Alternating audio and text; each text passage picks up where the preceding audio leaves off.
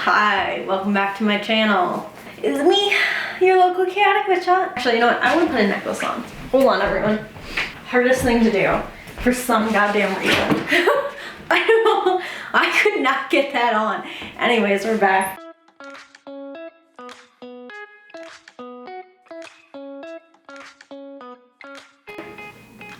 We are talking about familiars. Whee! I'm really excited to talk about this topic. I get a lot of questions about it.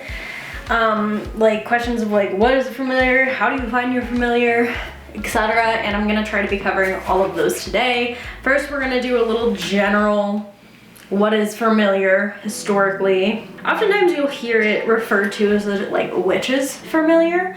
It's based in European folklore, medieval and early times. Familiars, sometimes referred to as familiar spirits, were believed to be supernatural entities that would assist witches and cunning folk in their practice of magic. Sometimes they're referred to as imps, and folklore-wise they appear as sort of guides. There are a lot of things. It's often referred to as like a low-ranking demon. It's funny. In Western demonology, small animal or imp get kept as a witch's attendant, given to her by the devil, thanks Satan, or inherited from another witch. The familiar was a low-ranking demon that assumed any animal shape, such as a toad, dog, insect, or black cat. So historically, we're gonna see like a lot more, how do I say this? A lot more like references to those animals historically. Like you'll definitely see them categorized as small demons. You'll see them categorized as black cats or toads or bats. Things that were kind of historically associated with bad luck, and then therefore associated with witches and the devil. Anyways, so I got some pictures here. It's obviously like, it definitely originated from like, oh, is this a, I'm just looking through pictures and there's just a gay romance novel called The Witch's Familiar. I'm saving this. So frogs, toads, black cats. This is so funny. Wait, what the fuck? There's just so many weird pictures in here. This one says, ho, ho, ho, ho, I have found the curling. Help, help, I am drowned. What the heck? I'm just gonna have all these be put in because these are hilarious. But yeah, so I personally, my kind of UPG with familiars is that they are spirits that help us in our magical practice. They can be demons, they can be just spirits. They are one that is, I believe they are assigned to you, kind of, or you find them when you're meant to. I get a lot of questions like, is my pet my familiar? And I usually say a pet can be a familiar, but only in a specific situation in which that pet comes to you. Because I don't think that we can choose an animal and then have it be a familiar for us. I think it has to come to us. So when we're looking at that kind of idea of a pet being a familiar, we oftentimes need to see it as like, this is, what's a good like example of this? Like, so if a stray cat comes up to you and then you take it as a pet, that could be a familiar, but you can't go to a store and choose out a kitten and have it be your familiar. And that's just kind of my UPG personal belief. If you disagree with me, that's okay. That's just my personal experience. I also don't know if familiars always take physical form in the form of an animal or pet for us. Sometimes they don't at all. Sometimes they never appear as an animal and they only appear in the form of a spirit. For me personally, my familiar takes the form of a fox, and he physically appears to me as a fox in times of need, and I see like physical foxes.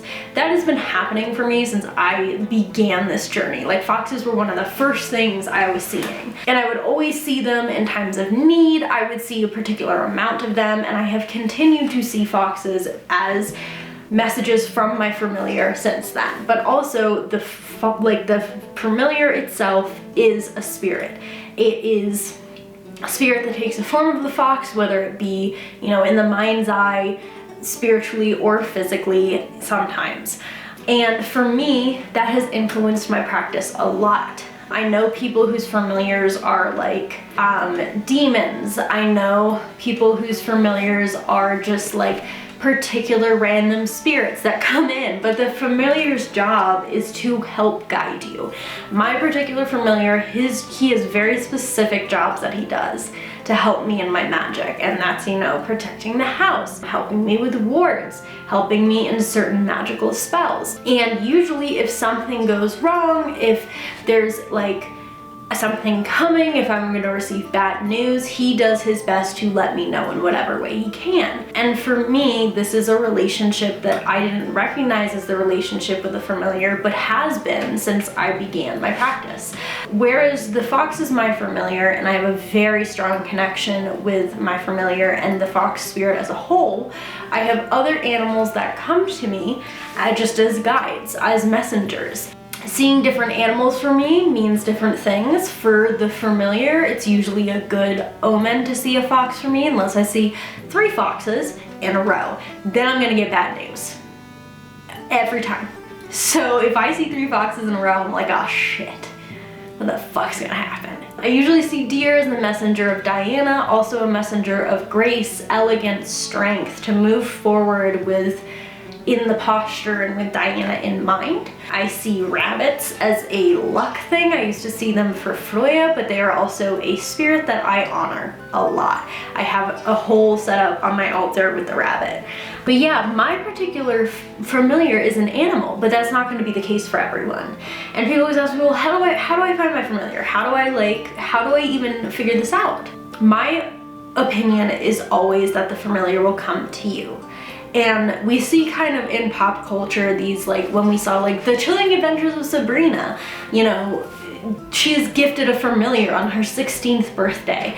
I don't think you're gonna be gifted a familiar, but I think that it'll find you when you need it and when you're ready. I don't think there's anything wrong with seeking it out or putting the intention into the universe that you want to meet your familiar or that you want a familiar. And I don't think that there's any problem with doing that. Do I think that the universe is gonna be like, yeah, 100%, here you go? No.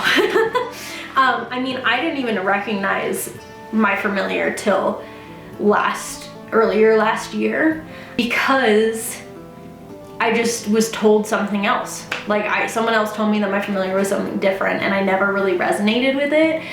It was a spirit who came in to help me for a certain period of time, but now I'm more connected with, and I feel more in there with it. But yeah, does every witch have a familiar? I mean, that's a big question. I don't know. I guess you can. I think every witch has the potential to have a familiar. Do I think every witch wants a familiar? No. Do I think every witch will receive a familiar? Not necessarily, especially if they don't want one.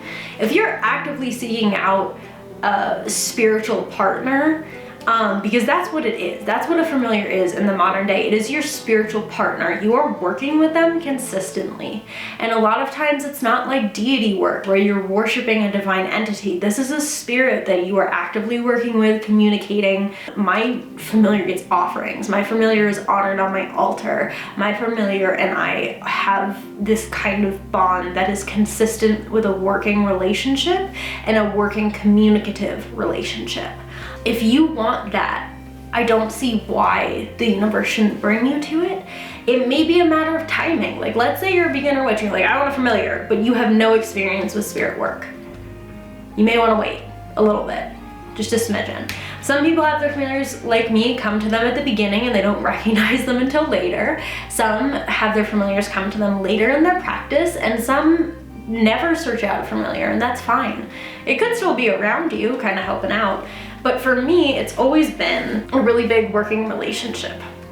And I think that getting ready for that and moving into that kind of, in not intensity, but that level of dedication, that level of spirit work and communication takes time.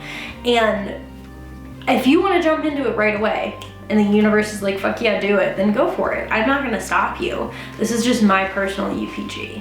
There are some books that, you know, talk about familiars loosely. I don't love the authors of those books. Looking at you, Raven Grimace. But I mean, I read the book Folk Witchcraft by Roger De Horn.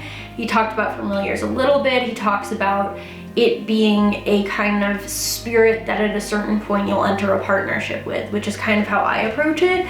The only part I didn't like about that book is he was like, could be a fae or a fair folk, and I was like, whoa, let's not do that. Here's the deal with fair folk, okay? This is the only time I will ever mention the fair folk, fairies in general. I don't care if we're talking like specifically the Sheed, Celtic, or indigenous land spirits that people categorize as fair folk. And by indigenous, I mean indigenous to like Turtle Island. There are definitely benevolent fae. There are definitely benevolent fae out there. Do I want to take a chance and see if if I can find them? No. No, I'm good. They surely exist. I am sure there are benevolent fairies. I know for a fact they exist. I've read about them in folklore. Do I want to fuck around and find out? No. No, I don't. Indigenous land spirits are a whole other conversation, but you know, even with that, if you're in a certain part of North America, you're gonna get like slightly benevolent land spirits. And in other areas, you may run into something that you have no idea what to do with. Similar to the Sheed. Because if you go to Ireland and you're like, I'm gonna find a benevolent fair folk, I'm pretty sure people in Ireland are going to look at you like you're little nuts. Because you could possibly find a benevolent Sheed, or you could fuck up and meet a Kelpie, or a will-o-wisp, or a fuka. And let me just say that I personally am not gonna take that chance. I'm not gonna take that chance, and I'm not gonna try to make anything. I'm not gonna do anything with them. That's my personal thing. Working with land spirits is like a long researched process, and even then you have to honor the land spirits in a way that they won't get pissed at you. A lot of times you'll be fine, but if you're like, there's a difference between working with the land as a whole and the land as a spirit and land spirits, like fair folk. Even in indigenous land, even in Turtle Island, they are a little separate. Like, I can go out and work with the spirit of a mountain. Do I want to look for Tommy knockers? No. Do I want to call upon them? No. No, I'm good. So anyways, that was my qualm. Please don't try to make a fair folk your familiar. I feel like that's just not going to go well, and I don't think that we have any historical like documentation of fair folk being familiars. Helpful household spirits, yeah. Helpful benevolent spirits, yeah. Familiars, no. No, I haven't read that. If you have, let me know. I still am of the mindset that, you know, I'm good. I'm gonna stay over here. Over here. But anyways, that was a long tangent of like hashtag not all fae, but I'm not gonna find out. And yeah, I mean, that is my general and decisive opinion on familiars. I think that if you are interested, doing historical research will definitely help you. I know Say Bonbon has a really great YouTube video up as well. And doing those kind of preliminary research will give you historical context, and you can also look into more modern day books on them if you feel like you want to. Just personally, I like to check those with historical referencing. Like if I'm like, this person says that, you know, a Sheed may, or a fair folk or a fairy may present as your familiar, I'm gonna go and see if we have any historical documentation and folklore of that. Could be a new thing, but since fair folk are big in folklore and familiars are big in folklore, if it was a thing documented, I feel like I should find it. Anyways, that's all I have for you guys today. Thank you so much for watching this video. If you want, you can like, subscribe, comment, turn the bell on. If you go down to the little description section, you will find me and my friend Matt's podcast that just came out. We do it every week. We post every week. We have new episodes that come out on Thursday, a day before my YouTube videos come out. I believe this week we're either talking about divination or classicists versus reconstructionists or gatekeeping. I'm not sure which one. But anyways, thank you so much for watching. Remember to drink water, take care of yourself. Even if you need to take a nap, if you need to, you know, go dance outside under the moon naked, do it. I believe in you. Have a great day. Sa benedica.